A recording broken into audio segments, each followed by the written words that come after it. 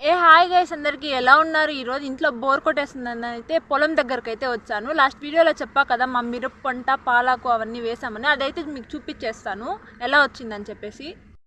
Last వీడియోలో అయితే మీకు చెప్పా కదా, మా నాన్న అయితే కూరాకు చల్లారనేసి ఆ కూరాకు దగ్గరికి వచ్చేసాను. ఇదే ఫ్రెండ్స్ ఆ కూరాకు, ఇదంతా చల్లిన కూరాకు అయితే ప్రాపర్గా అయితే వచ్చేసింది. ఇంకా ఇది ఒక 2 వీక్స్ ఆగిన తర్వాత అయితే దీన్ని పెరికి కట్ల కట్టి అమ్మాలి. ఇక్కడ చూసినట్టయితే కూరాకైతే ఇలా వచ్చేసింది. ఇదైతే పాలాకు చెప్పా కదా లాస్ట్ వీడియోలో, మా పేరెంట్స్ అయితే కలుపు తీస్తున్నారనేసి. ఇది నీట్గా వచ్చేసింది, కలుపు అయితే తీసేశారు. ఇంకా దీన్ని కూడా నెక్స్ట్ వీక్లో అయితే తీయాలి, కూరాకు కొయ్యాలి. ఇదైతే మిరప చెట్లో కూడా కలుపు తీసేసిన తర్వాత అయితే నీట్గా ఉంది చూడడానికి. ఇంకా ఒక 2 వీక్స్ తర్వాత అయితే దీంట్లో కాయలు అనేది వస్తుంది. పూత అయితే వేసేసింది. ఇంకా 2 వీక్స్ తర్వాత అయితే దీంట్లో కాయలు వస్తాయి. అప్పుడైతే మంచిగా కాయలు అయితే మిరప చెట్టు అయితే ఇలా వచ్చేసాయి.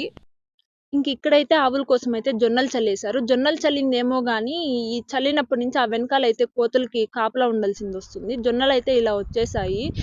నా వీడియో నచ్చినట్టయితే లైక్ చేసి సబ్స్క్రైబ్ చేసుకోండి గాయస్. ఇవాళ వీడియోకి ఇంతే, మళ్ళీ నెక్స్ట్ వీడియోలో కలుసుకుందాం. Bye guys.